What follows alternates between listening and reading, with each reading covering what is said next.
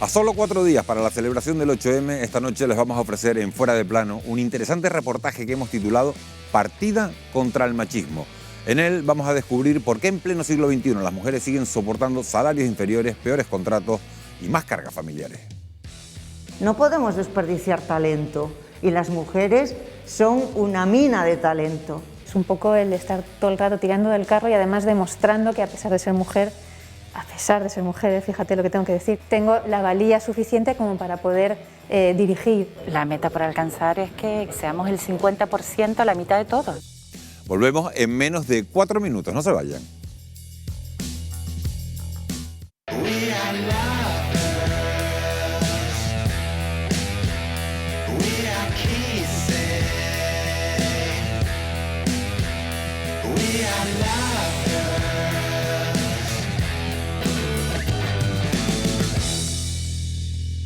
¿Qué tal? Muy buenas noches. El próximo 8 de marzo se celebra el Día Internacional de la Mujer.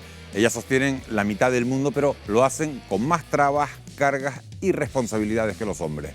La pandemia ha ralentizado su progreso, ensanchando la brecha salarial, dificultando su acceso a mejores puestos de trabajo y reduciendo la igualdad de oportunidades. Esta crisis vuelve a tener rostro de mujer y las discriminaciones que ya existían antes del coronavirus han empeorado. Estereotipos y roles de género las señalan a diario, las relegan a los cuidados y a los puestos de menor poder dentro de las empresas por unos techos de cristal que se apuntalan hasta convertirse en inquebrantables. Para hablar de todo ello nos acompañan esta noche Carmen Grau, que es investigadora de la Universidad de Las Palmas de Gran Canaria. Buenas noches, Carmen, bienvenida. Nos acompaña también Esther Martín, portavoz de Comisiones Obreras. Buenas noches, Esther. Buenas noches. Está con nosotros Javier López, que es pedagogo, promotor de igualdad y especialista en masculinidades. Buenas noches, Javier. Gracias, bienvenido. Y está también con nosotros María Dolores Pelayo, jurista y senadora en la legislatura constituyente. Bienvenidos los cuatro. Hola. Las mujeres, como decimos, son mayoría en Canarias, en España y en el mundo. Sin embargo, las reglas del juego no son iguales para ellas y la irrupción de la pandemia ha ensanchado la brecha de género que las conduce a una mayor dificultad para acceder al mercado laboral, a la conciliación con la vida familiar y a la igualdad de oportunidades. Lo vamos a ver en nuestro reportaje de esta noche. Partida contra el machismo.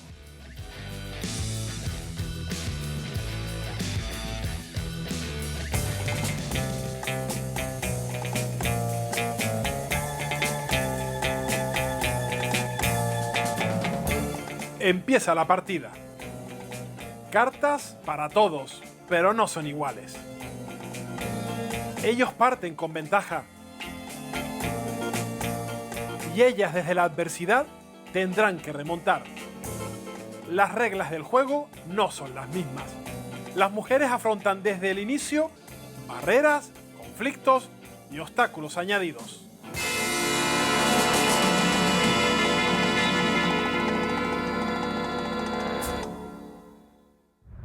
En España las mujeres suponen más de la mitad de la población, el 51%.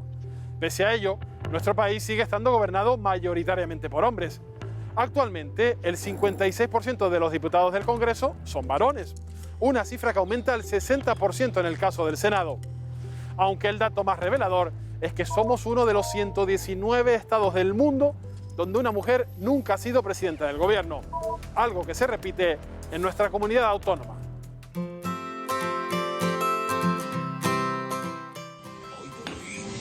Hola, muy buenos días. Resulta que no era la campaña electoral, que no era la necesidad.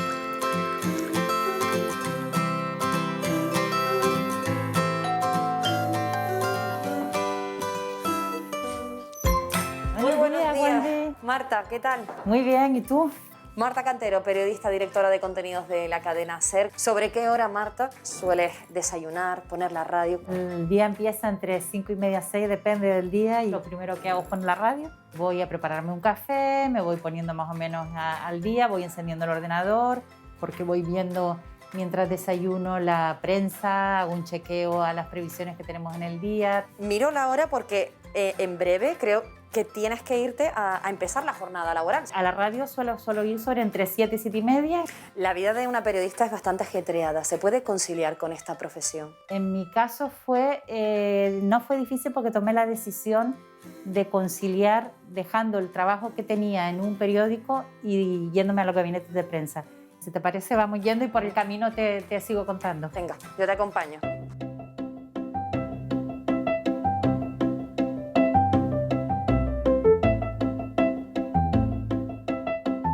¿Cómo crees que informan los medios de comunicación sobre la mujer y si crees que los periodistas de hoy en día comunican con perspectiva de género?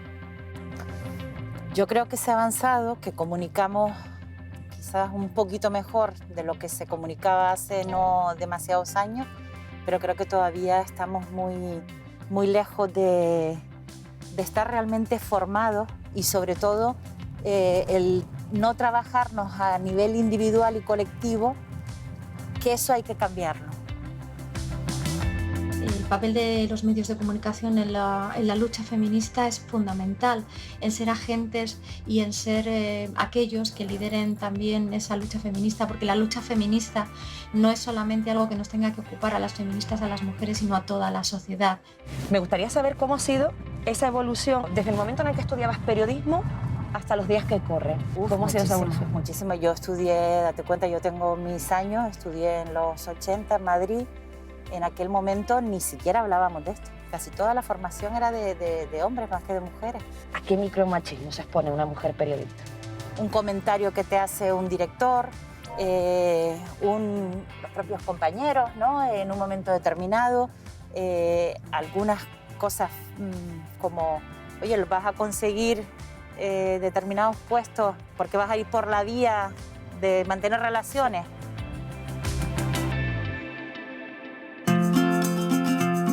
Porque después el tema de, también ya vimos lo de ayer, lo del COVID y todo eso. De La Palma, ¿tú me puedes dar algún feedback de lo que ha habido?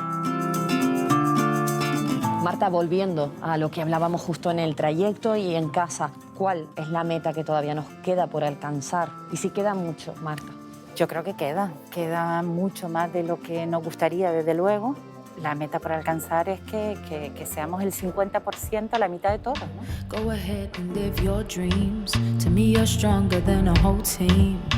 I know you can't relax and you don't want me to know that. Generación tras generación, la igualdad ha ido conquistando espacios. Ahora, el siguiente escalón lo tienen que subir los jóvenes. I see you work real hard. ¿Se pueden creer, chicas, que estaba yo en un bar y escuché una conversación entre un padre y su hija diciéndole que no entendía el movimiento feminista, que él nunca había recibido que le llevara la contraria ni su madre, ni su mujer? ¿Ustedes qué piensan? Es verdad que es un poco esa manía que yo creo que todas la hemos vivido de que los hombres nos digan a las mujeres cómo tenemos que llevar el feminismo, cómo tenemos que comportarnos respecto a nuestros propios derechos, ¿no? O sea, al final eso lo vemos todos los días y no nos damos cuenta de que son micromachismos que los tenemos como muy interiorizados. Porque o sea, aquí seguimos teniendo el techo de cristal, los consejos de dirección de las empresas siguen estando mayoría de hombres. Es súper importante también hacerles entender que nosotras no somos las únicas que tenemos que luchar. Nosotras somos las protagonistas porque es nuestro movimiento y ojalá nunca hubiera tenido que existir. Y otra cosa que también he oído mucho últimamente es que somos la generación de la igualdad, pero yo creo que tampoco es cierto. Comparado con nuestros padres y con nuestros abuelos sí que ha cambiado, pero no ha cambiado todo.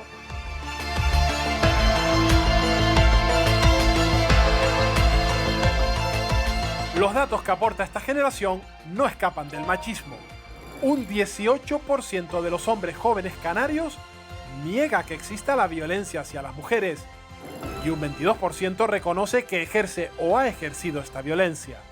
En cuanto a ellas, 2 de cada 10 jóvenes canarias han sufrido agresiones y el 40% considera que es bastante probable que las sufra algún día.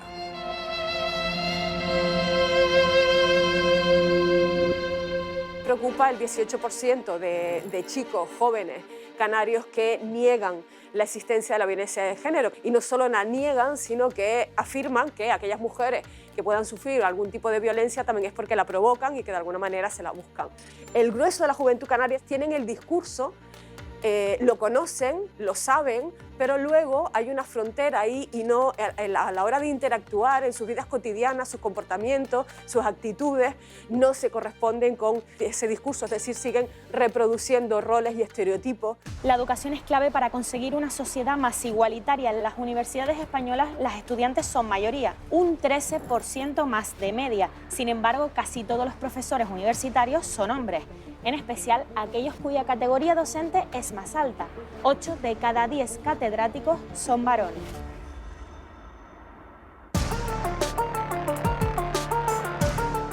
Hola, ¿qué tal? ¿Cómo Muy estás, bien, Sara? muy bien. Ahora acabo de tener una reunión online con el Comité Científico COVID.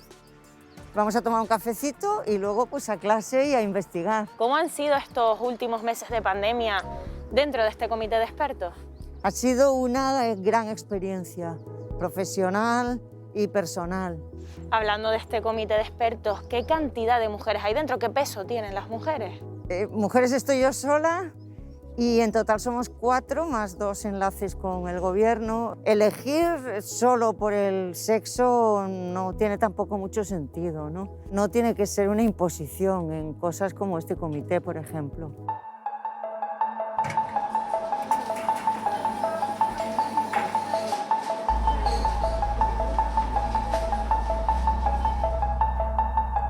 Gracias, Pedro. Gracias. ¿Es usted igual de escuchada que el resto de hombres de ese comité de expertos? Sí, categóricamente te lo afirmo. A lo largo de mi vida he estado en muchas situaciones en las que un varón, de alguna manera, como me menospreciaba. Muchas veces es una misma la que tiene que estar convencida de que eres igual.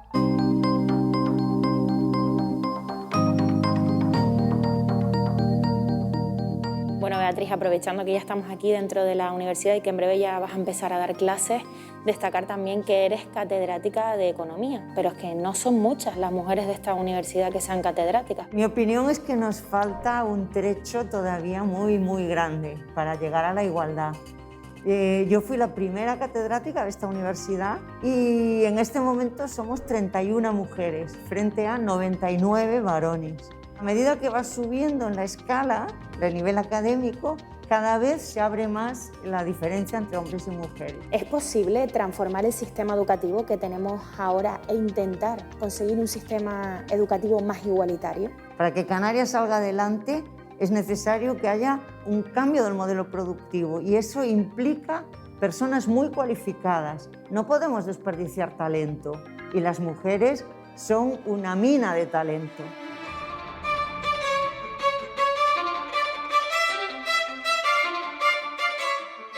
La pandemia no afecta a todos por igual.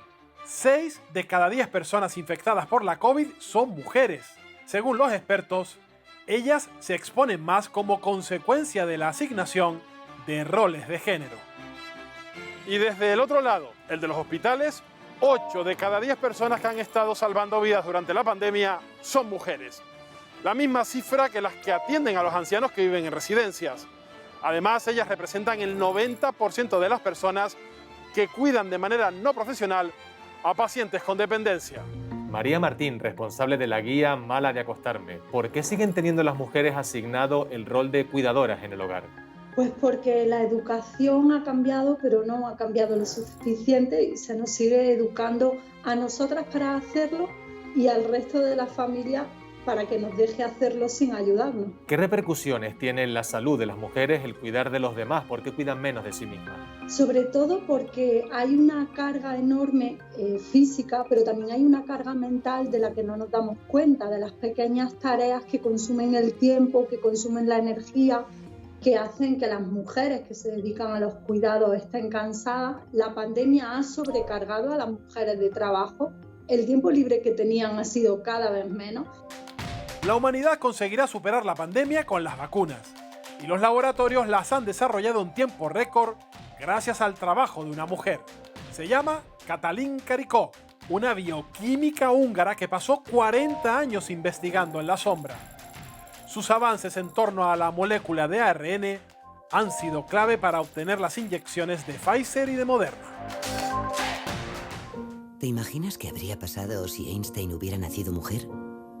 Pues que probablemente hoy no sabríamos quién es Einstein.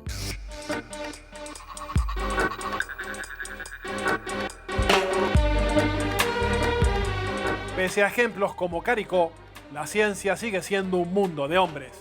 Un prejuicio que lleva a no reconocer los logros de las investigadoras, cuyo trabajo a menudo se atribuye a sus colegas masculinos. Es lo que se conoce como el efecto Matilda. El efecto Matilda describe un fenómeno por el cual, de un modo sistemático y demasiado frecuente, los logros científicos de muchas mujeres del siglo pasado y del anterior sobre todo han quedado en el olvido y han sido atribuidos a hombres que no fueron sus auténticos descubridores. Es todavía demasiado común que la idea feliz, el descubrimiento maravilloso, se atribuya a los hombres del equipo, mientras que a las mujeres se las aprecia y se les da crédito por su trabajo constante, por su gran dedicación. Si nos fijamos en el número de científicos que trabajan en España, 6 de cada 10 son hombres, una media que sube gracias a las investigaciones en organismos públicos. En empresas privadas, solo el 32% de los científicos en activo son mujeres.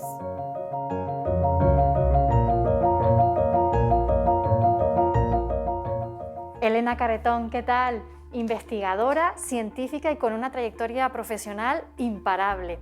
Además, presidiendo actualmente una sociedad científica europea. ¿Cómo ha sido este camino? Bueno, la verdad es que no ha sido nada fácil. Ya desde el principio, desde la lectura de mi tesis, yo pues tuve el premio extraordinario de tesis, posteriormente he ido acumulando pues más premios y más méritos y todo esto pues ha logrado que yo tenga esta carrera profesional. Yo ahora presido esta sociedad europea, que es la Sociedad de Dirofilariasis y Angiostrongilosis, que esta sociedad, que tiene más o menos unos 15 años de trayectoria, únicamente ha tenido 2 mujeres presidentas y bueno, es un poco el estar todo el rato tirando del carro y además demostrando que a pesar de ser mujer, fíjate lo que tengo que decir, que a pesar de ser mujer, tengo la valía suficiente como para poder dirigir, para poder presidir esta sociedad. Elena, ¿tú por qué quisiste ser investigadora? Yo siempre hacía experimentos, estaba haciendo cosas, mezclando líquidos. Lo que pasa que mis referentes eran pues, los que teníamos en los libros de textos, que eran pues, señores que hacían grandes cosas, pero eran señores. La única figura femenina que teníamos era la de Marie Curie, que además era una señora que en las fotos nos aparecía vestida de negro, desde el cuello hasta los tobillos, con los pelos así toda despeinada, ¿no? Con cara de mala leche y obviamente eso para una niña no es un referente. Bueno, estudié veterinaria, porque es una carrera quizás más para chicas. Elena, hace poco estuvimos en Madrid hablando con María Blasco, la directora del CENIO, y quiero que veas una parte de la entrevista en la que nos hablaba de los techos de cristal y las políticas de conciliación. Ahora lo que queda es romper el techo de que estas mujeres quieran llegar a lo más alto, que se facilite todo, porque también hay que hacer cambios estructurales en los centros para romper este techo de cristal, y aquí lo estamos haciendo, para conseguir que realmente no perdamos talento, que las mujeres no se limiten, sino que facilitemos todo para que quieran dar el paso adelante y llegar a lo más alto. Bueno, tiene toda la razón. Tenemos un problema con la conciliación y con el techo de cristal. Tenemos que darnos cuenta de que cuando somos madres, la maternidad no va más allá de la baja. La maternidad es un cuidado constante de un hijo y obviamente no se puede tener la misma dedicación que teníamos antes de ser madres. Bueno, pues ahora si no les importa les tengo que dejar, que tengo consulta en el hospital y tengo prácticas con mis alumnos. Nos vemos después. Vale, no, tiene soplo. 90% de probabilidad que tenga una estenosis pulmonar. Elena, ¿qué tal? Te interrumpimos, ya está finalizando la consulta y las clases con tus alumnos. ¿Cómo se concilia, Elena, la vida laboral con la vida personal y familiar? Yo desde hace 5 meses he sido madre. Hasta entonces yo dedicaba al trabajo 10, 12 horas diarias tranquilamente, incluyendo los fines de semana, para mí era normal. Ahora tengo una personita en mi vida que, claro, también es muy importante, es lo más importante ahora mismo, entonces me veo que no llego a nada. De hecho, ahora cuando que estamos terminando ya las prácticas con los estudiantes, me voy corriendo a casa que estoy con la lactancia materna, tengo que darle lactancia a mi hija y nos vemos después en el parque. Perfecto, muy bien, gracias. Nada.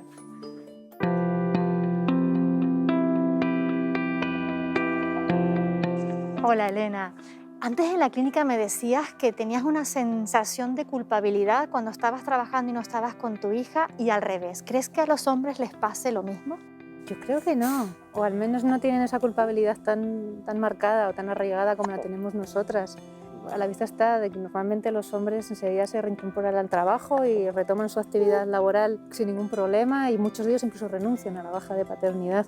¿Llegaste a pensar en retrasar la maternidad por tu trabajo? Yo sí, yo retrasé mucho la maternidad, yo he sido madre pasado de los 40 años y realmente la he retrasado por motivos laborales, porque es que nunca veía el momento, porque tenía contratos temporales, porque no sabía qué iba a pasar cuando se me terminaba el trabajo, porque igual me tenía que ir al extranjero y al final resulta que le he puesto demasiado.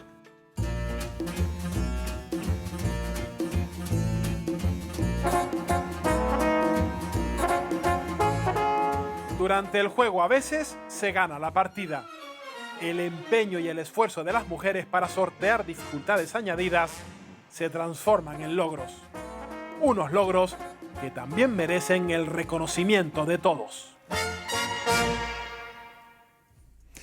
Lo acabamos de ver, las mujeres tienen que someterse constantemente a pruebas de superación, ya sea en sus trabajos o en su vida personal. La pregunta, Esther, la primera pregunta que quiero hacerles es ¿por qué seguimos tan lejos de alcanzar la igualdad real? Creo que hemos tenido ejemplos más que suficientes de algunas de las discriminaciones que padecemos las mujeres por nuestra condición de género.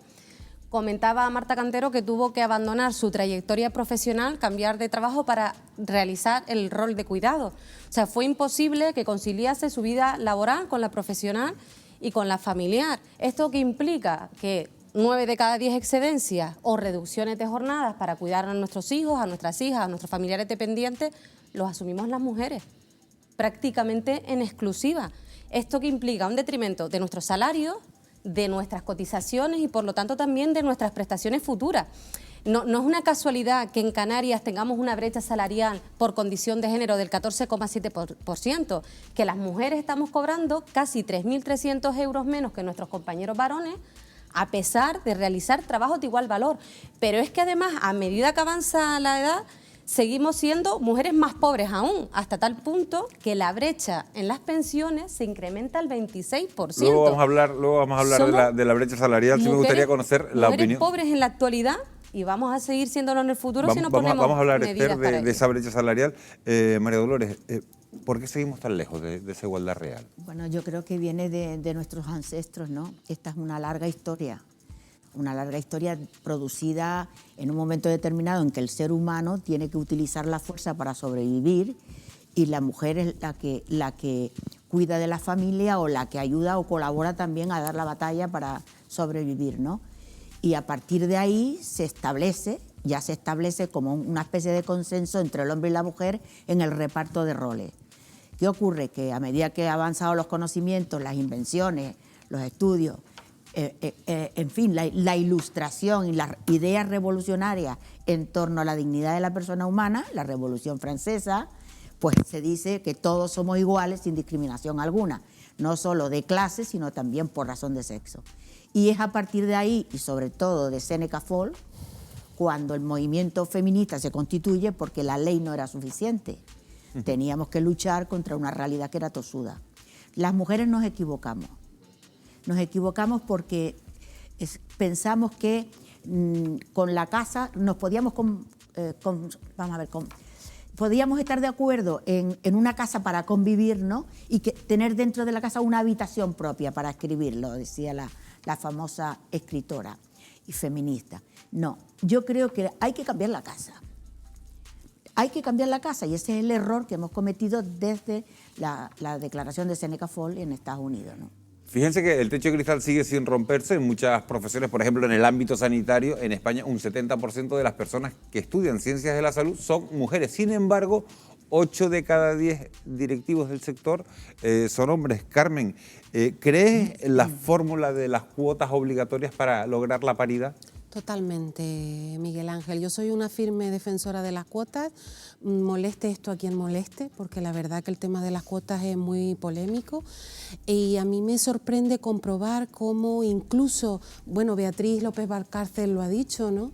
Me sorprende que ella lo diga por la generación que representa, pero me sorprende también cuando me lo dicen generaciones que están en formación. Mis estudiantes en la Facultad de Derecho se consideran tan valiosas, tan capacitadas y tan competentes que piensan que no necesitan ninguna cuota, viven en un mundo de ilusión que no tiene nada que ver con lo que luego el mercado de trabajo les enfrenta. Y las cifras están ahí. En Derecho las estudiantes también son mayoría y, sin embargo, mientras en el acceso a la administración pública, que se hace por mérito y capacidad, están siendo mayoría en cuerpos hasta ahora básicamente masculinos, como jueces, magistrados y fiscales, en la empresa pública, pues hoy por hoy tenemos en España, no sé si son 3 o 5 mujeres directivas. ¿Hay alguien en la mesa que no esté de acuerdo con las cuotas? Yo he defendido la cuota en un momento determinado, como pura estrategia, pero yo estoy en desacuerdo con esa trayectoria. Es que ya llevamos 2 siglos hablando de lo mismo y solamente además en el mundo occidental. Ahora se ha incorporado, en el siglo pasado se han incorporado otras mujeres de otros mundos, ¿no? de otros continentes. Pero aquí es que hay que reorganizar otra vez, y además la educación es fundamental para esto. Hay que reorganizar la vida de los seres humanos desde un principio de igualdad desde que se nace. Y a partir de ahí, unas reglas muy, muy claras para que no volvamos atrás, porque a la primera de cambio ahora mismo hay un retroceso. Y es que ha faltado educación para la igualdad desde la escuela. Javier. Yo creo que el origen del problema está en la división sexista de las tareas de cuidado, de reproducción de la vida. Podemos poner muchos parches, cuotas, conciliación para las mujeres. El tema es que los hombres tenemos que asumir la corresponsabilidad y hacernos cargo también de esas cosas que son fundamentales para nuestra vida. Lavar, hacer de comer, limpiar la casa. Para que un hombre tenga una vida profesional completa, que todo el mundo le aplaudirá, hay una o varias mujeres en casa haciéndole todas esas tareas. Creo que ese es el origen y es lo que tenemos que abordar. Lo demás... De todas maneras, el futuro de la igualdad, fíjense, sigue sin aclararse, porque el calado del machismo, y se lo digo a los 4, en los jóvenes preocupa y mucho. Hay una encuesta, lo decía al principio, una encuesta del Instituto Canario de la Igualdad que señala que el 22% de los jóvenes ejerce o ha ejercido violencia contra las mujeres. El dato es preocupante. Y estamos ante una generación que va a frenar. Y le pregunto a los 4, los avances que se han logrado hasta ahora. Pero es que hay chicas que también consienten y se adaptan y quieren. Y mantienen una relación de sometimiento inexplicable. Eso es así. Claro, pero la violencia de género va mucho más allá de que una persona acceda a ser agredida físicamente o psicológicamente. Porque si, hablando coloquialmente, viene alguien ahora y me da un cachetón, pues yo me voy a ir. Pero cuando empiezan a hacerte una presión psicológica constante, esa persona, esa mujer, termina siendo víctima, porque lo primero que te atacan es psicológicamente. Las agresiones físicas vienen más adelante. Sí que es preocupante que hayan jóvenes que, a pesar de la información y la formación a la que tienen acceso, nieguen la violencia por condición de género. Estén negando que en nuestro país, desde que empieza a contabilizarse el número de mujeres asesinadas solo a manos de sus parejas y exparejas, que ya está rozando casi las 1.100 mujeres asesinadas, y pese a ello lo nieguen. Puede ser fruto a que no se están dando políticas con perspectiva de género de forma transversal, empezando por la propia educación, y también influye mucho el auge de la extrema derecha, donde nos niegan, donde nos cuestionan y donde además nos hacen culpables incluso cuando nos asesinan. El Ministerio del Interior, y es un dato que también me ha llamado la atención, le pregunto a Javier y a Carmen, advierte de que hay un repunte de las situaciones de acoso hacia las mujeres en las redes sociales, sobre todo entre los más jóvenes. Parece que Internet, Javier, se ha convertido en un nicho para el machismo. Internet es como la calle. Lo que pasa es que es otro espacio que en nuestra época se vivían fuera. Yo creo que también, con lo que estaban comentando antes de los repuntes, creo que tenemos una juventud más formada, más consciente de lo que es acoso, de lo que es violencia, y que pone los límites y sabe que hay herramientas y apoyo institucional que puede denunciar cuando se siente violentada. cosas que hace unas décadas la mayoría consentía, se callaba o sufría en silencio y no compartía. Y creo que eso también nos puede estar dando una visión un tanto distorsionada. También es verdad que tiene mucha información, Kika lo decía, Kika Fumero, la directora del ISI, que tiene mucha información, al menos teórica, pero otra cosa es cómo lo llevan a su día a día, que seguimos reproduciendo, porque la educación no es solo la escuela, la educación es la familia, es la calle, son las redes sociales, los productos culturales que consumimos, ¿no? Y ahí siguen viendo que nos relacionamos de forma desigual y es la que reproducen. Yo creo que hace falta un pacto y hay que hacer una declaración nueva de los derechos de la persona. Y porque es que hay mucha gente que se resiste, ¿no?, a perder lo que piensan que era su poder, cuando ahora mismo resulta que ellos se están infartando, ¿verdad? Ellos se están infartando y nos dejan viudas. Y yo digo, bueno, están haciendo el tonto.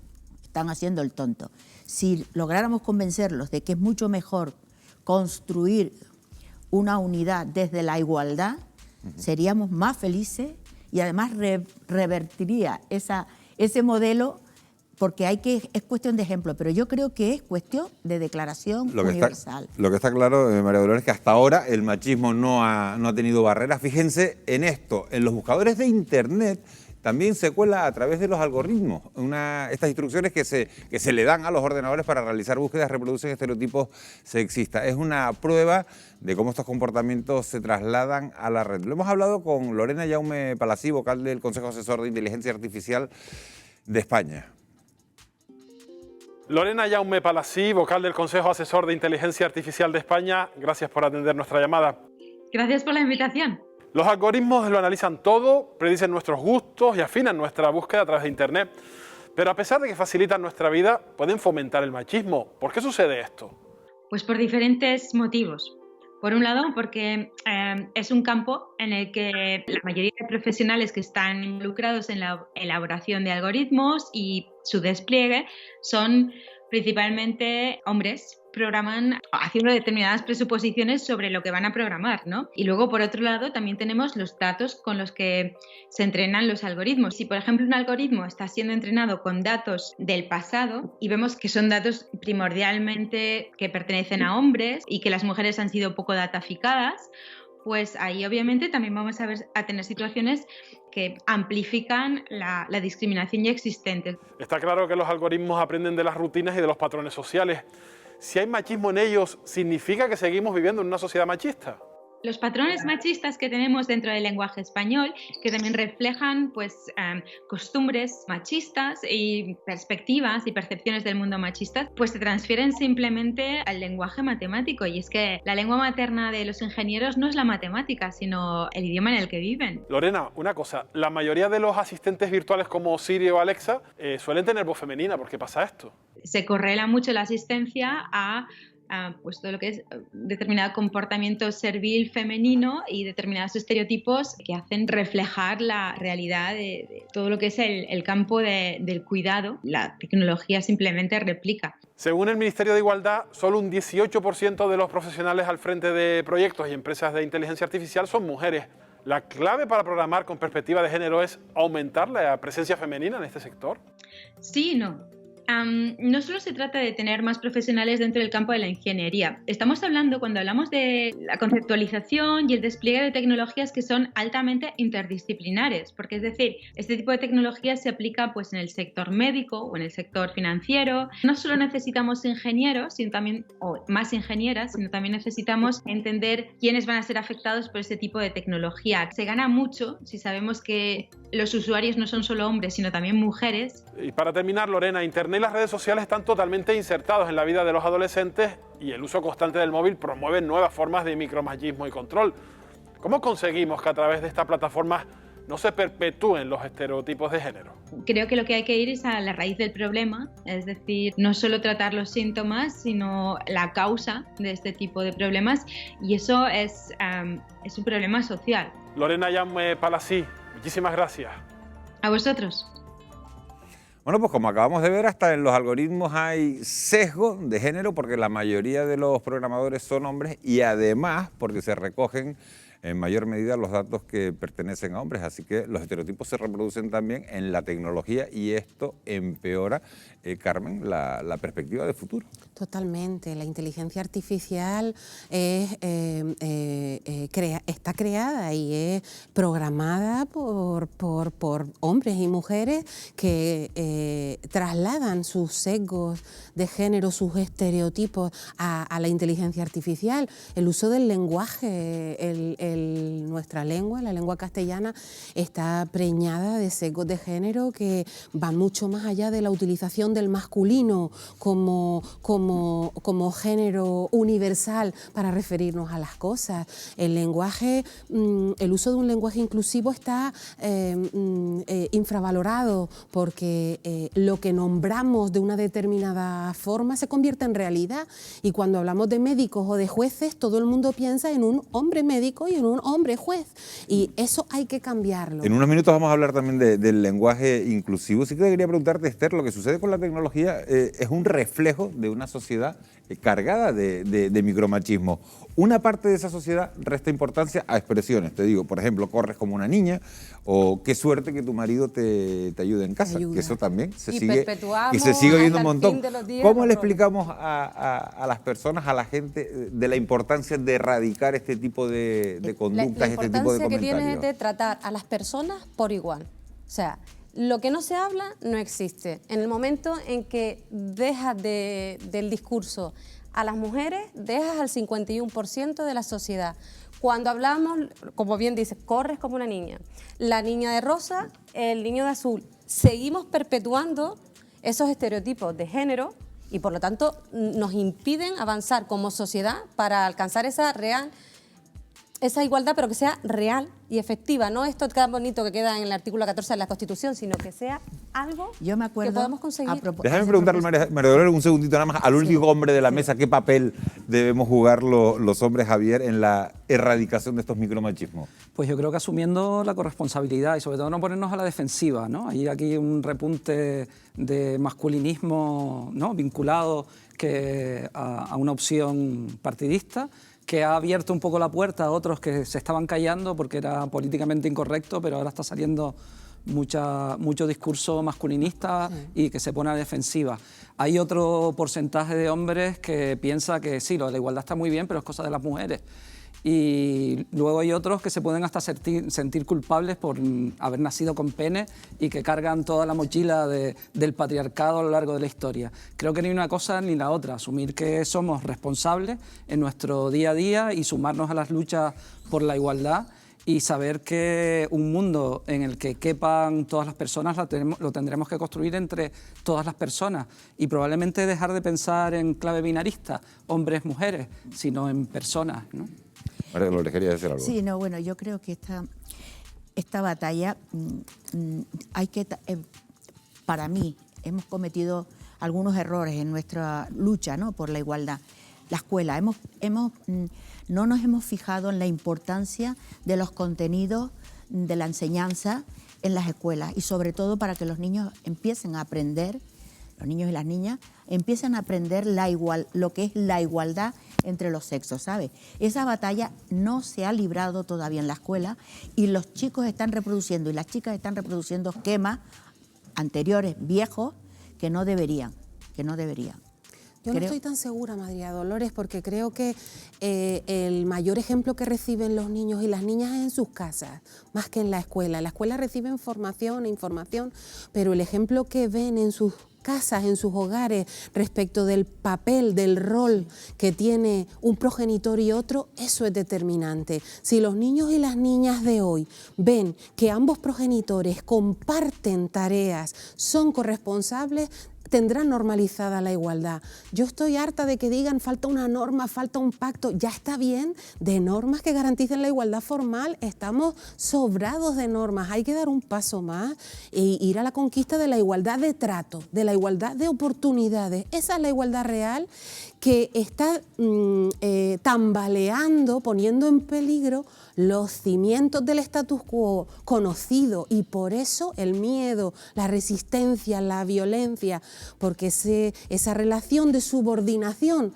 que un género tenía respecto del otro se está poniendo en tela de juicio. Como decíamos hace un instante, precisamente algunos de los micromachismos más reiterados se concretan en las expresiones o en el uso de las palabras. En los últimos años han crecido las voces que piden usar un lenguaje inclusivo, pero no hay consenso.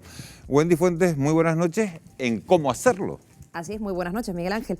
El lenguaje inclusivo ha sido y sigue siendo motivo de polémicas. La institución que vela por nuestra lengua, la Real Academia Española, ha optado por rechazar que las palabras finalicen con la letra E como muestra en modo neutro del lenguaje inclusivo. Lo califica de innecesario y considera que el sustantivo masculino ya cumple esa función neutra y en ningún caso discrimina a las mujeres. Con el debate de la letra E cerrado para esta institución, tampoco hay acuerdo en si debemos emplear los y las para distinguir antes de cada palabra o expresión al género femenino. Sobre esta cuestión hemos pedido opinión a Humberto Hernández, catedrático de Lengua Española en la Universidad de La Laguna, y esto nos ha dicho. Desde el punto de vista lingüístico, ¿qué debemos hacer? Pues, por lo pronto, en plan general, no contribuir a fortalecer esa discriminación, ni raciales, ni de sexo, ni de religión, ni de ningún tipo. Pero llegar a extremos de no reconocer los usos gramaticales que todos los hablantes nos hemos dado, me parece un poco exagerado, forzar la máquina en exceso, ¿no? Nuestra gramática, desde siempre, ha utilizado el sustantivo masculino como palabra de uso genérico, ¿no? Y desde luego, un mensaje elaborado a base de duplicidades de los niños y las niñas, los ciudadanos y las ciudadanas, los hombres y las mujeres, no es realmente algo, en fin, recomendable. Pues ya lo han escuchado, el empleo de los y las para diferenciar el género le parece extremo y exagerado, pero no lo cree así Yasmina Romero, profesora de Filología también de la Universidad de La Laguna. Es importante que el lenguaje inclusivo, el lenguaje no sexista, forme parte de la ciudadanía porque de algún modo refleja nuestra cultura, refleja nuestra sociedad. Y el lenguaje tal cual está ahora está invisibilizando a muchísimas personas, a la diversidad que sale fuera de ese llamado genérico masculino que durante tanto tiempo nos han vendido que es inclusivo y que realmente es totalmente excluyente y androcéntrico. Para esta filóloga, el lenguaje actual es excluyente y no da visibilidad a la mujer, así que traslado a la mesa estas dos posturas que hemos visto. No sé cómo lo consideran, si exagerado, excluyente o por el contrario, es una necesidad, ya lo hemos escuchado. Una anécdota.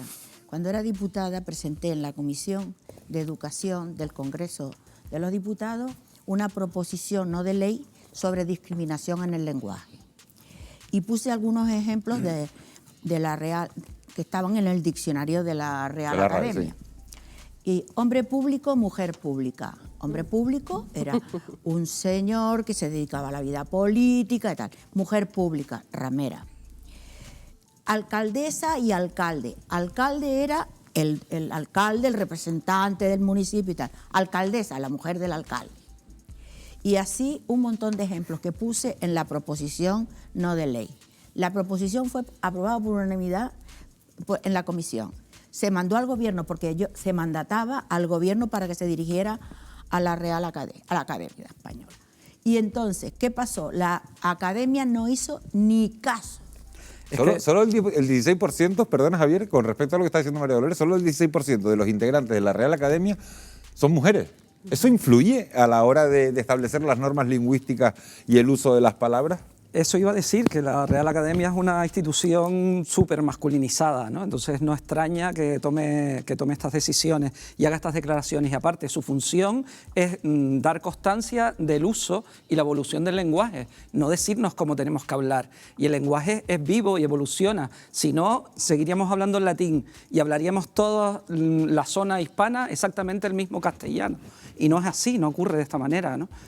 La lengua española es lo suficientemente rica para, sin artificialidades y sin triples giros mortales, tener que inventarnos una nueva forma de denominar las realidades. En el ámbito en el que yo me muevo es muy frecuente que cada vez usemos términos genéricos como el profesorado, el estudiantado. la dirección, la coordinación. Hay que despersonalizar el lenguaje para evitar incurrir en esa tradición que, sin quererlo o queriendo, infravalora siempre al género femenino. Era como las profesiones. Abogado, no había abogada. Digo, Claro. yo soy abogada, sé que se me quedaban. Y Médico, creo médica. que hablar de lenguaje inclusivo y asociarlo a la repetición, es una forma de ridiculizarlo, porque la lengua castellana tiene muchos recursos Bueno, pero y mientras muchos que la genéricos. RAE contempla palabras Almóndiga. como arpóndigas y cosas así extrañas que no me sale ni decirlo, o sea, que le parezca fuera de lo normal el que se le reconozca a las mujeres y que se aleje de las discriminaciones y de esos estereotipos de género, tampoco estaría de más. Hablamos de un lenguaje neutro, inclusivo, en el que caben todas las personas, profesorado, las personas trabajadoras. ¿Realmente es tan complicado? No. La pandemia ha disparado el desempleo, pero son las mujeres las que más lo sufren y además ocupan gran parte de los contratos parciales y temporales, a la vez que siguen ocupándose mayoritariamente de los cuidados familiares, lo que les complica el acceso al mercado laboral. Lo vamos a poder ver en la segunda parte de nuestro reportaje de esta noche y va a ser solo en un minuto.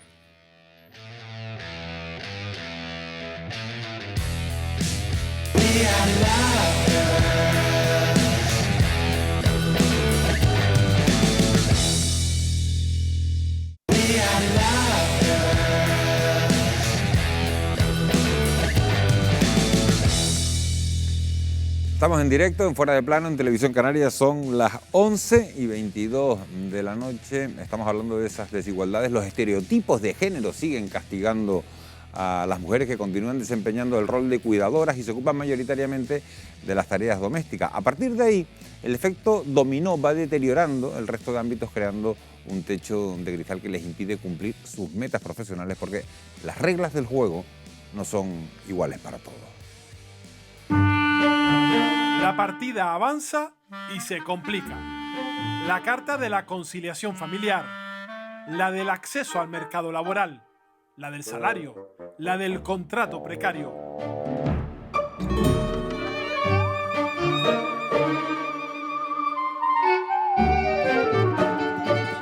Van llegando para restar oportunidades a la mujer solo por el hecho de ser mujer.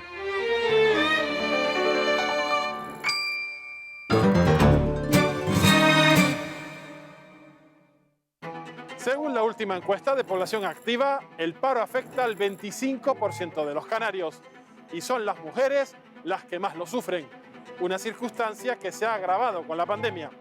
Desde el estado de alarma en marzo, el desempleo femenino ha aumentado en 7,5 puntos frente a una subida de 5,6 puntos en el masculino.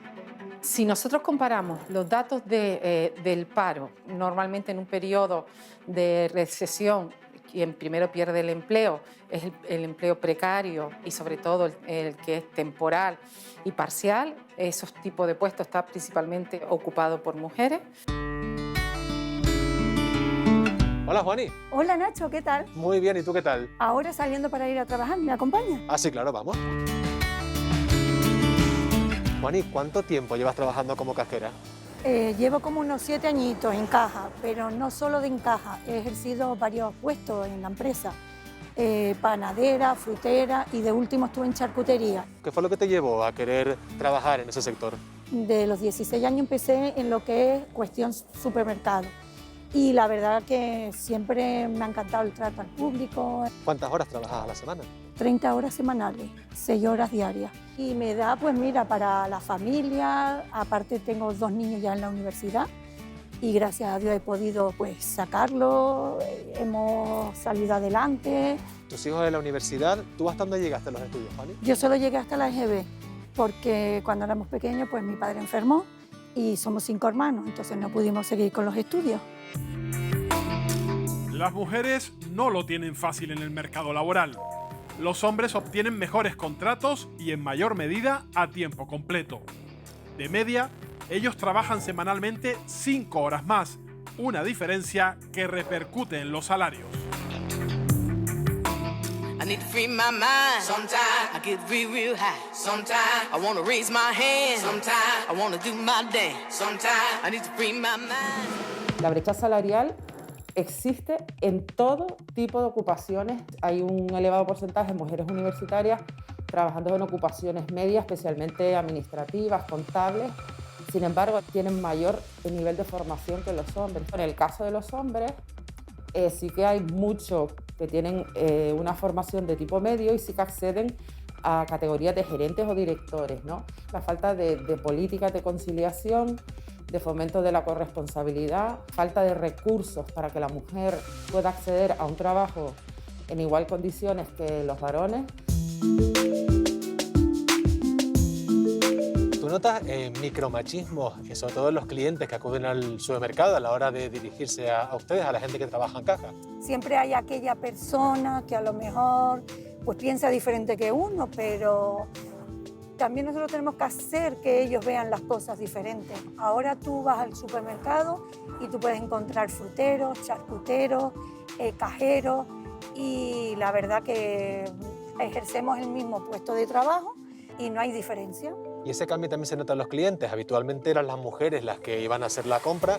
También se ha notado ese cambio, esa equiparación entre mujeres y hombres. Antiguamente siempre la mujer, notabas que era la mujer, era raro el hombre que iba. Pero ahora tanto va el hombre con los niños como van las mujeres con los... ¿Sabes? Como que se comparten las cosas.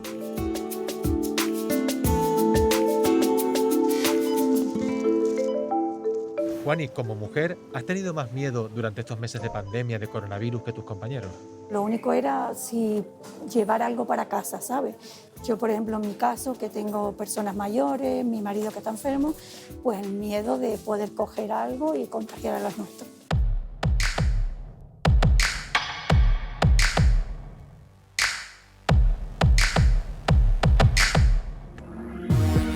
Las diferencias también están dentro del hogar. Las mujeres que trabajan fuera de casa emplean en las tareas domésticas o en el cuidado de hijos o mayores el doble de tiempo que los hombres que tienen empleo. La economía en este país se apoya en un trabajo no remunerado que se lleva a cabo en el ámbito doméstico y que la organización histórica del trabajo doméstico en nuestra sociedad y en muchas otras, pues efectivamente se apoya en una división del trabajo en función del sexo.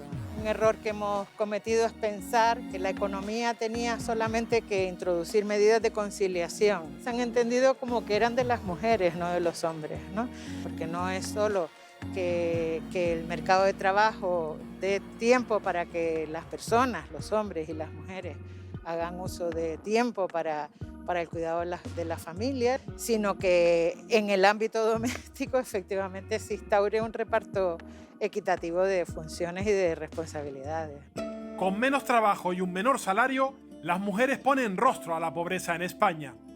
Según el último informe AROPE, el 26% de las españolas están en situación de pobreza o en riesgo de exclusión social.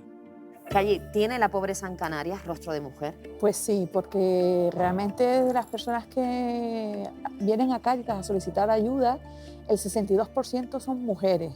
Son las que se atreven pues, a acercarse y contrastar pues, la realidad que están viviendo, solicitar ayuda, intentar salir de la situación en la que se encuentran para tener una autonomía y poder salir adelante con sus hijos. Con toda esta situación de pandemia, ¿se han visto estas mujeres más afectadas? ¿Ha empeorado su situación? Realmente hay que ponerlo en el contexto de la salida laboral que tienen las mujeres en el mercado laboral actual. Pues realmente solían ir a trabajar en zonas turísticas, como camareras de piso, recepcionistas. El perfil también de estas mujeres son que no han superado los estudios primarios. Más dificultad para sobrevivir y también para llegar a lo más alto en un mundo dominado por hombres como es el de los negocios.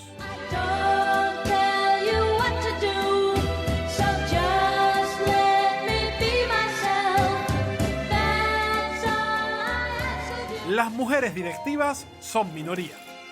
Los consejos de administración de las grandes empresas que cotizan en el IBEX 35 son mayoritariamente masculinos. Ellas solo ocupan el 28% de los asientos. El origen de la ausencia femenina en los consejos de administración de las empresas cotizadas No lo circunscribiría a un tema español o un tema del IBEX. Es un problema global que viene de la incorporación tardía, en muchos casos, de la mujer al mercado laboral. Es el famoso problema del techo de cristal que llaman, ¿no? Y es que las mujeres siguen teniendo un mayor peso o una mayor carga a nivel personal en cuanto a labores domésticas y también siguen teniéndolo en cuanto a responsabilidad de cuidado tanto de niños como de mayores. Vale, Diego, lo dejamos a 65 grados una hora. Hola, Asun. Hola, Pablo, ¿qué tal? Los he cogido con las manos en la masa, Aquí haciendo cerveza. porque tú creas una marca de cerveza, pero eres ingeniera química. Yo soy ingeniera química, estudié en la Universidad de La Laguna de la generación del 80, tuve que salir de España por problemas de trabajo y para cuando volví era muy difícil reincorporarme en ese tipo de mercado laboral, así que ya que había aprendido a hacer cerveza en estos viajes por el mundo, decidí darle una oportunidad y convertir mi hobby en un trabajo. Las ingenierías son carreras que se conoce que están muy masculinizadas. En tu caso, ¿cuántas compañeras habían en tu clase? Ingeniería química es un poco peculiar, porque ingeniería química en España no tiene el reconocimiento que tiene en otros países, entonces es relativamente fácil entrar en la carrera. Y éramos más o menos un 50% de mujeres. Lo que sí es cierto es que luego, a la hora de encontrar trabajo, los chicos lo tuvieron muchísimo más fácil y las compañeras que se graduaron conmigo, prácticamente todas están trabajando en cosas no relacionadas con la ingeniería. No hay ninguna base científica para establecer ninguna diferencia entre los cerebros de hombres y de mujeres a la hora de elegir una carrera profesional, porque se sitúan, se ven como profesionales de una cosa o de otra de una manera mucho más, digamos, natural. Hay que seguir trabajando en esa visibilización, el ofrecer modelos a las chicas, el que vean que pueden y por supuesto que superen lo que no son más que barreras y estereotipos que no tiene sentido que sigan existiendo. ¿Qué es lo que te lleva a emprender y cuándo lo haces? Cuando yo volví a España, volví por motivos familiares, tengo 2 niños pequeños y al llegar aquí me encuentro que a pesar de toda la experiencia que tengo y de haber trabajado en un montón de países y empresas distintas, no vale para nada, aquí no encuentro un trabajo. Entonces, como hobby, seguía fabricando cerveza, lo hacía en casa, se la ofrecía a mis amigos, así que dije, bueno, voy a darle una prueba y lo que voy a hacer es montar una cervecera nómada y voy a probar a ver qué pasa. Y la verdad es que la experiencia ha ido muy bien. Pues mira, la densidad está bien. Gracias. Sí, perfecto. Asun, ¿y cuál es la justificación del nombre que eliges para tu cerveza? ¿Por qué La Jefa? Cada una de las cervezas que hago, cada una de las recetas, todo el diseño, etiquetas, todo lo que va alrededor de la receta está hecho intentando reflejar la vida de una mujer que tuvo que haber sido jefa en su tiempo y no lo fue. Pese a ser la jefa de tu propia empresa, ¿tú sigues detectando en tu día a día esos famosos micromachismos? Sí.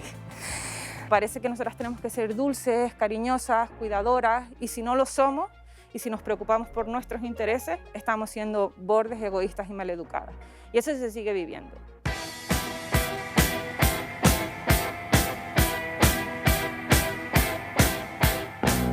Aquí estoy en Inglaterra, en un festival de la cerveza, que son muy comunes. Aquí estoy en Bélgica, donde también estuve viviendo, en una de las fábricas más antiguas del mundo. Sí, por lo que veo te empapaste bastante de lo que hoy en día es tu modelo de negocio. Sí. Pero a mí me gustaría ahora que fuéramos a tu etapa en Inglaterra, donde consigues tu primer empleo.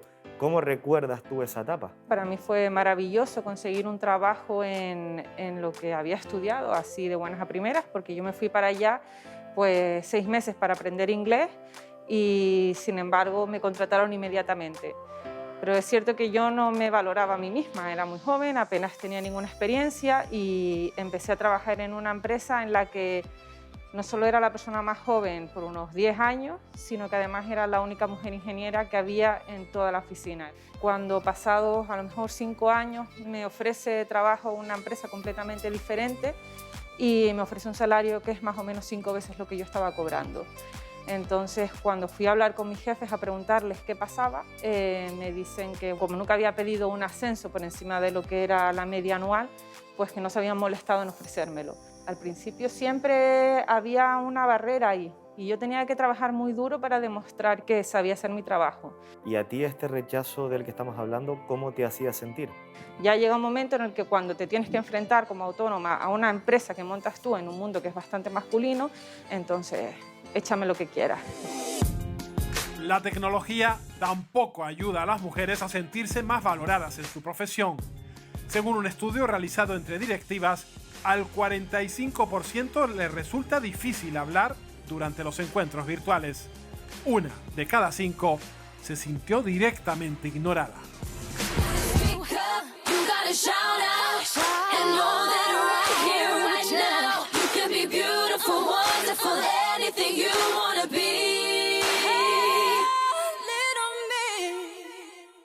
Si las mujeres fueran escuchadas y tratadas igual que los hombres, el mundo sería muchísimo mejor de lo que es. Habría más solidaridad, habría más empatía. Tendríamos mayor capacidad para conciliar y resolver los problemas que tenemos desde una mayor comprensión, una quizás mayor capacidad de consenso. Además de ser un mundo más justo, sería un mundo mejor, porque las mujeres tenemos que aportar tanto como los hombres. Y hay un porcentaje de la población que no está siendo tenido en cuenta, a que no se le está escuchando. Si no se hubiese ignorado al 52% de la población en las ciencias, la tecnología, el arte, nuestra sociedad sería completamente diferente y estaría muchísimo más avanzada. Pues yo creo que sería un mundo justo, tanto para el hombre como para la mujer.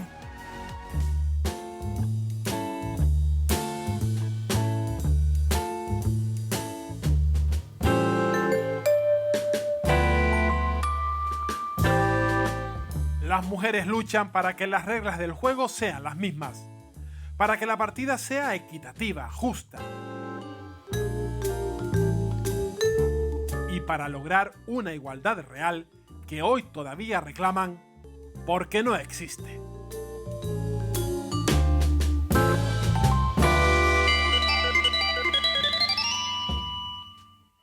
Acabamos de ver los múltiples obstáculos a los que se tiene que enfrentar la mujer en el mercado laboral. Además, los roles de género se han incrementado durante la pandemia.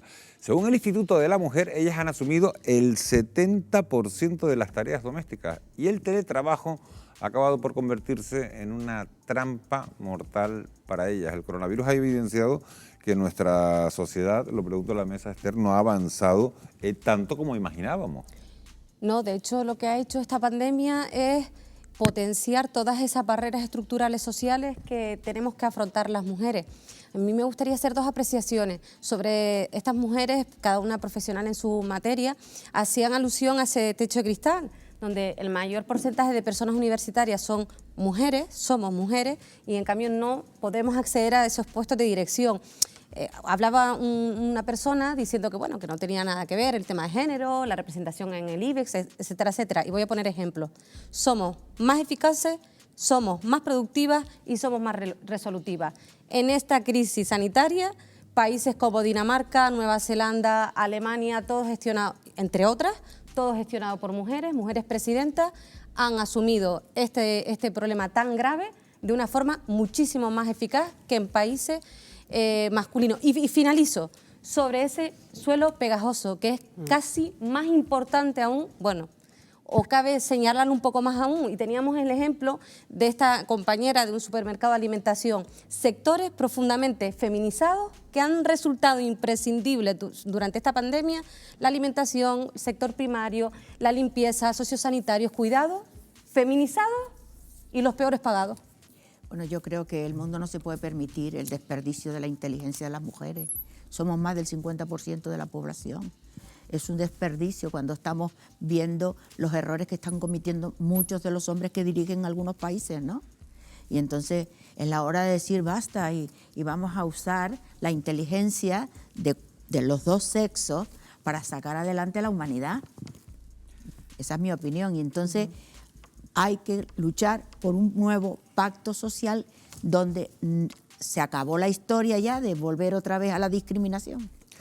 Yo, sin llevarles la contraria, sí quería añadir un matiz al tema de la gestión de la crisis sanitaria, y creo que hay que tener en cuenta los puntos de partida, ¿no? De dónde partía también el Estado español, con una sanidad pública bastante deteriorada, privatizada y otros muchos problemas es a los evidente que 10 se hicieron años de más recortes evidentes. en el estado del bienestar Exacto. y en lo público ha tenido consecuencias, pero no incide solo esto. No es una casualidad que los países europeos más efectivos de cara a poder solucionar o hacerle frente a esta pandemia están liderados por mujeres. Bueno, los 7 primeros. Aparte de ese matiz, sí quería comentar lo de la cultura de las organizaciones, que algunas de las mujeres que salían en el reportaje decían, ¿no? Cómo se tienen que enfrentar a unas organizaciones que son competitivas, una habilidad que a nosotros, los varones, nos entrenan desde pequeños, hasta en los deportes a los que nos dirigen, y que está normalizado en nosotros que nos demos codazos y hasta justificamos con que el fútbol es así, los negocios son así, pero en cambio si una mujer, para poder avanzar en su carrera empresarial, utiliza las mismas herramientas, no está nada bien visto. Fíjense que hay un reciente estudio publicado por la revista española de investigaciones sociológicas que asegura que en las parejas en las que solo trabaja la mujer, ellas siguen haciendo más tareas domésticas. ¿Cómo es posible? ¿Qué responsabilidad, Carmen, tienen algunas mujeres en perpetuar estos roles de género? Yo creo que el problema está en cómo entendemos el término conciliación y cómo entendemos el término corresponsabilidad. Hay un salto abismal que hay que dar para transitar de un modelo en el que la mujer necesita ayuda para conciliar y sigue siendo un asunto de las mujeres, a un modelo en el que ambos progenitores, ambos miembros de una relación son corresponsables de todo, del trabajo dentro y fuera del hogar. A mí me gustaría insistir en cuanto al techo de cristal, algo que ya sacamos antes, y es lo de las cuotas.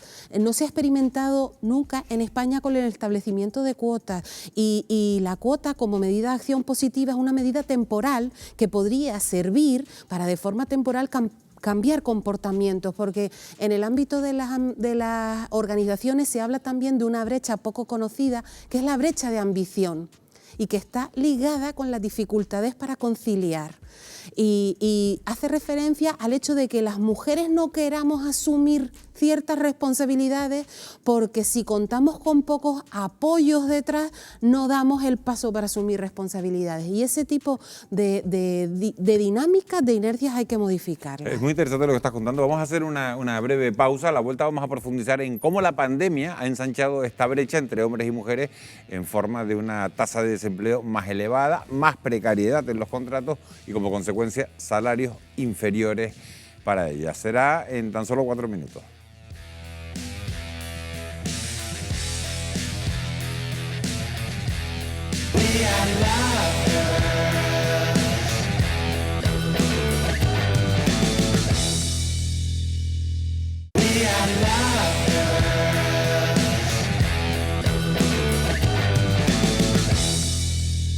Las mujeres llevan décadas reclamando igualdad en el mundo laboral y de hecho han logrado aumentar su presencia en este ámbito más de un 60% en los últimos 30 años. Sin embargo, trabajan en peores condiciones y en su conjunto con sueldos más bajos que sus compañeros. Wendy, tú tienes más datos.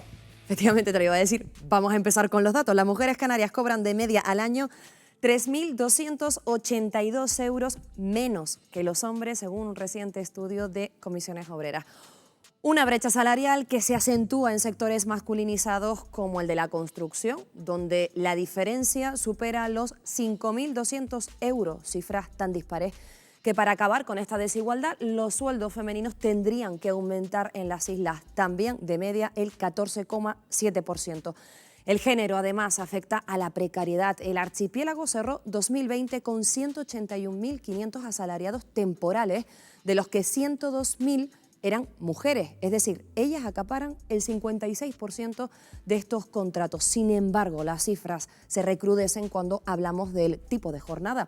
De los 102.300 puestos de trabajo a tiempo parcial que existen en Canarias, el 77% lo ocupan mujeres. También el desempleo se ceba con ellas. Los últimos datos correspondientes a febrero señalan que 154.100 trabajadoras canarias se encuentran en paro, lo que supone el 54% del total, una realidad que mejora ligeramente en el ámbito juvenil, ya que la cifra se reduce al 45% para las menores de 25 años. En el conjunto de España la situación es similar y demuestra que la crisis económica ocasionada por la pandemia las golpea más a ellas. También, con datos de febrero, 31.303 mujeres se han sumado a las filas del paro, frente a 13.032 hombres, más del doble. Esto se traduce en que en nuestro país hay más de 2.300.000 desempleadas frente a 1.700.000 varones. Unos datos que sitúan a España como el Estado europeo donde más crece el paro femenino y donde la brecha de género equivale al 4% de nuestro PIB, según estima el sindicato UGT. Pero esta situación no es exclusiva de España, sino que se reproduce en la práctica totalidad de los países del mundo. El Bank of America ha hecho cálculos y asegura, ojo al dato, que si desapareciera la brecha de género, se podrían añadir al PIB mundial unos 23 billones de euros, lo que equivale a la suma de toda la riqueza de China y Estados Unidos. Pero no estamos en ese escenario y el Banco Mundial avisa de que a este ritmo, para acabar con la fractura salarial entre hombres y mujeres en el mundo, harán falta 257 años. Como ven, queda mucho, y vuelvo a repetirlo, mucho trabajo por delante, mucho trabajo pendiente. Mucho trabajo pendiente, Wendy, porque 257 años para la equiparación salarial, la verdad es que es algo que sonroja tan solo con mencionarlo. Esther, una desigualdad que tiene que ver con el tipo de jornada y con el tipo de contrato al que acceden las mujeres. Eso por lo menos es lo que dice el informe que ha elaborado tu sindicato, Comisiones Obreras. Sí, y como no estamos dispuestas a esperar 257 años, vamos a continuar manifestando y proponiendo todas aquellas medidas que nos permitan alcanzar una igualdad que sea real y efectiva y acabar pues con todas estas discriminaciones y violencias que padecemos las mujeres. Una cuestión, cuando hablamos de brecha salarial, y voy a intentar ser muy rápida, porque es algo que nos preguntan mucho en los centros de trabajo. Aquí solo hay un convenio colectivo con una tabla salarial. Dos cuestiones. Discriminación directa, tal y como sentencia el Tribunal Supremo ante denuncias de comisiones obreras a diversos hoteles en la isla de Tenerife y que sentencia que efectivamente las mujeres cobraban casi 400 euros mensuales menos que sus compañeros varones con mismas funciones. Y brecha indirecta, y soy muy rápida, 78% de los contratos a tiempo parcial, reducciones de jornadas o excedencias para el cuidado de nuestros menores o familiares dependientes, 9 de cada 10 contratos que se firman eventuales los asumimos nosotras. Todo esto incide también en la brecha salarial por condición de género. Sí, yo lo que quería decir era, hicimos huelga el año pasado, ¿verdad? Hubo huelga general de las mujeres. Pues eso tenemos que hacerlo, me parece, cada mes. ¿Sí? Yo la eso mismo dice María Ángeles Durán, la prestigiosa socióloga, dice que el día que las mujeres dejemos de prestar nuestros servicios de forma altruista, veremos lo que ocurre en el mundo, ¿no? Pero ahondando un poco en los datos que daba Esther, que son sumamente interesantes, porque los datos están ahí y son espeluznantes, tal y como los ha expuesto Wendy. El salario, la brecha salarial encierra muchas trampas. Y entre ellas, y es otra trampa poco conocida, no se trata tanto del salario base, sino de los complementos salariales, donde hay una brecha de casi el 40%. Y de aquellos que escapan a la negociación colectiva. Efectivamente, las horas extraordinarias, la brecha salarial en las horas extraordinarias es del 75%, lo que pone de manifiesto que es que las mujeres no tienen otra forma de dedicarse a los cuidados que no haciendo horas extraordinarias y no generando esos complementos retributivos que requieren de disponibilidad y de presencialismo. Entonces, es una trampa tan perversa. Claro, según un informe del Club de las Malas Madres, el 35% de las españolas que tienen hijos admite haber tenido que enfrentarse a trabas para renegociar sus condiciones de trabajo. Le quería preguntar a la jurista María Dolores Pelayo, ¿son deficitarias las políticas laborales? Vamos a ver, la ley es insuficiente, porque a medida se va avanzando, gracias a la ley, se descubren nuevas tácticas, nuevas discriminaciones y además, aunque exista la ley, se incumple.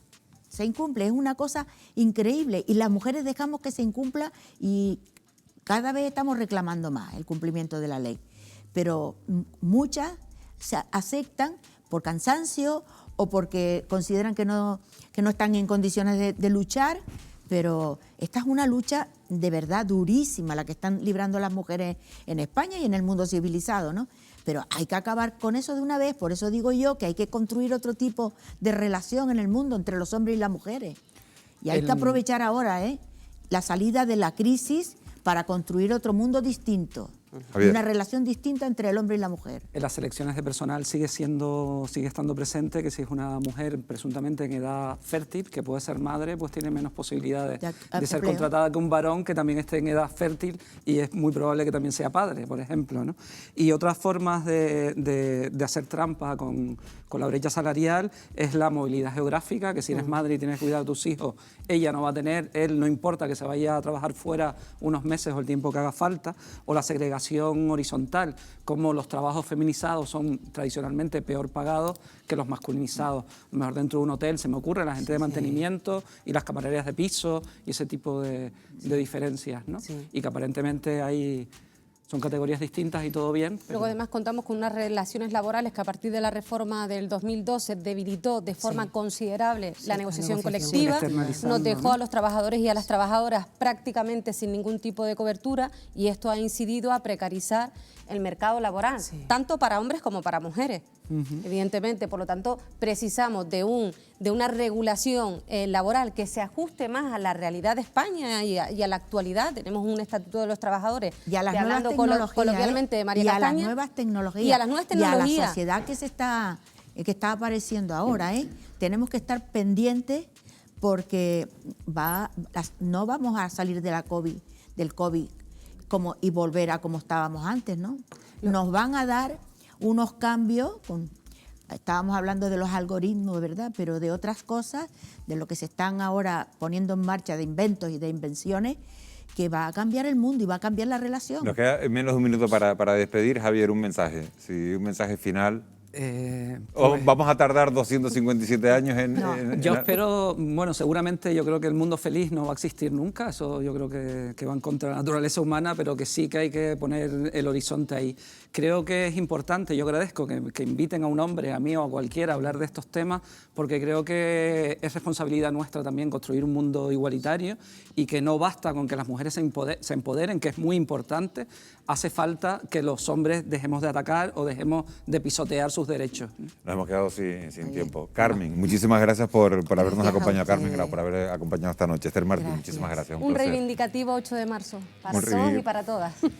Nos quedamos con eso también. María Dolores Pelayo, un auténtico placer. En cuanto podamos, huelga general. Javier López, muchas gracias. Gracias a ustedes, señores, por haber estado un jueves más al otro lado de la pantalla. Hoy un poquito más tarde de lo habitual, pero bueno, hemos terminado en tiempo y forma. Ha sido un auténtico placer estar una semana más aquí y les esperamos justo dentro de 7 días, el jueves que viene. Que tengan ustedes un muy feliz descanso. Buenas noches.